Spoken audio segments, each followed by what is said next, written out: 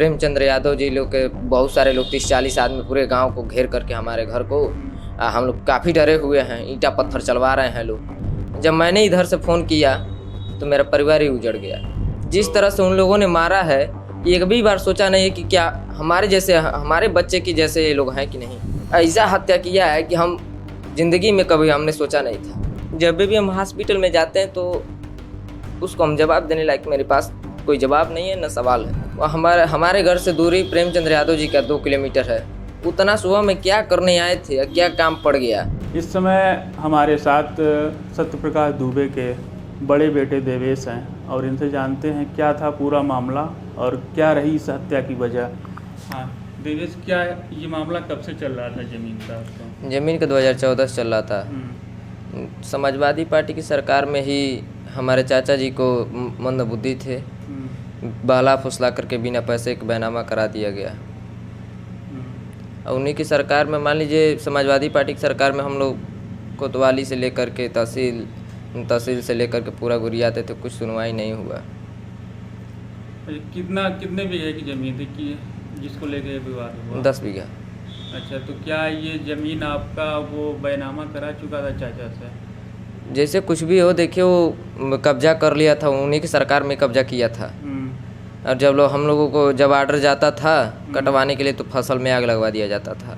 अच्छा, तो मतलब थाने पे आप लोग जाते थे तो कोई सुनवाई नहीं होती थी, केवल हम लोग डटवा धमकवा करके हटा दिया जाता था। अच्छा, जिस दिन हत्या हुआ उस दिन क्या मामला हुआ था? उस दिन जिस दिन हत्या हुआ यही कि हम एक दिन पहले 1 तारीख को हम 6-6:30 बजे के बीच हम वहाँ बलिया उपस्थित हो गए। हमारे गुरुजी हैं, मैरिज हॉल में आए थे, वो भी बैठ दिए हैं। उन्हीं के जैसे पुरोहिती में हम त्रिपिंडी कराने के लिए गए थे। त्रिपिंडी वहाँ कराए नहीं हम। सुबह में 2 अक्टूबर के 6 बजे से त्रिपिंडी शुरू था। तो हम पहुँच कर वहाँ पे और उनका लड़का रिसीव हमको कर लिया।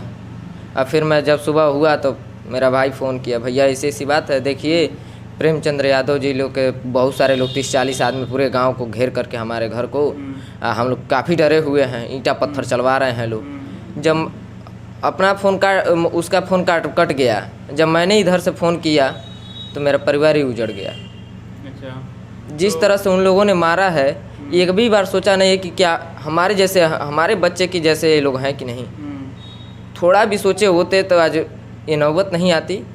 जैसे कि मान लीजिए कोई ऐसा हत्या किया है कि हम ज़िंदगी में कभी हमने सोचा नहीं था। अच्छा, ये नवनाथ मिश्रा क्या है? इन्होंने कहा कि हमने गोली मारा, क्या इनका रहा उसमें? देखिए, ये उनके ड्राइवर हैं प्रेमचंद्र यादव जी के, और हर पल हर घंटे दिनों रात उनके साथ ही रहते थे। देखिए वो हमारे घर से दूरी प्रेमचंद्र यादव जी का 2 किलोमीटर है। उतना सुबह में क्या करने आए थे या क्या काम पड़ गया, कौन उनको मार कर फेंक दिया, इस बात का पता ही नहीं है। हम चाहते हैं कि इसको सख्त से जांच किया जाए। अच्छा, जैसे लोगों का कहना है कि पिताजी के फ़ोन से आपके फ़ोन गया और उनको बुलाया गया। नहीं, ये सब गलत बात है, इस पे हम सहमत नहीं हैं। यहाँ तक कि लोकेशन भी चेक कर लिया जाए।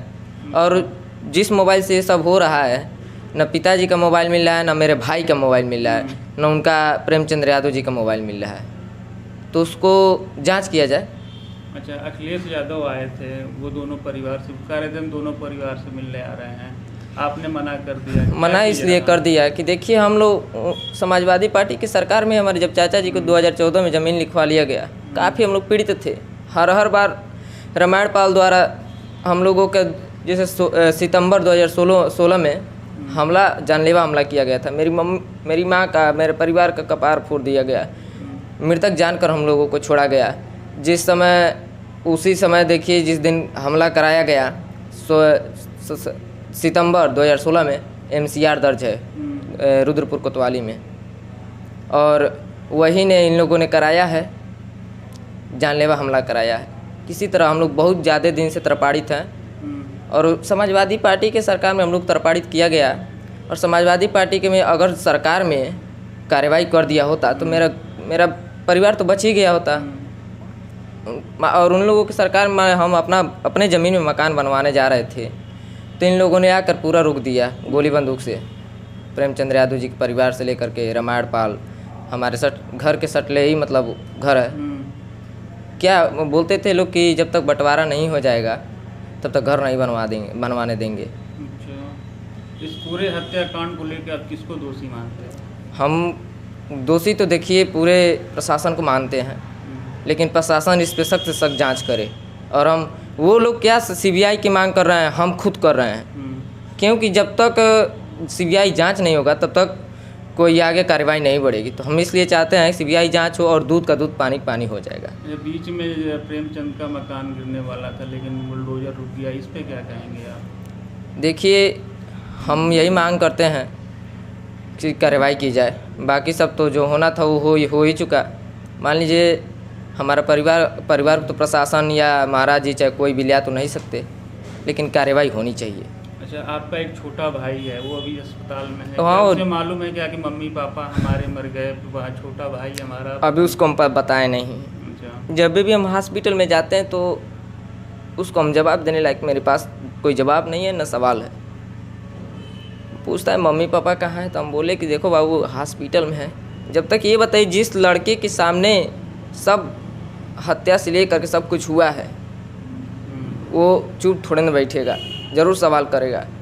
ये कह रहा है कि भैया मम्मी पापा कहाँ हैं, हमने बोला हॉस्पिटल में स्वस्थ हैं, तुम जल्द से जल्द ठीक हो जाओ, तुमको हम ले चलेंगे। मेरे पास खुद ही जवाब नहीं कि मैं उसको कैसे जवाब दूंगा। ये थे हमारे साथ सत्यप्रकाश दुबे के बड़े बेटे देवेश, जिनका कहना है कि हमें न्याय मिले और इस पे दोषियों के खिलाफ सख्त से कार्रवाई की जाए। देवरिया से सत्यप्रकाश।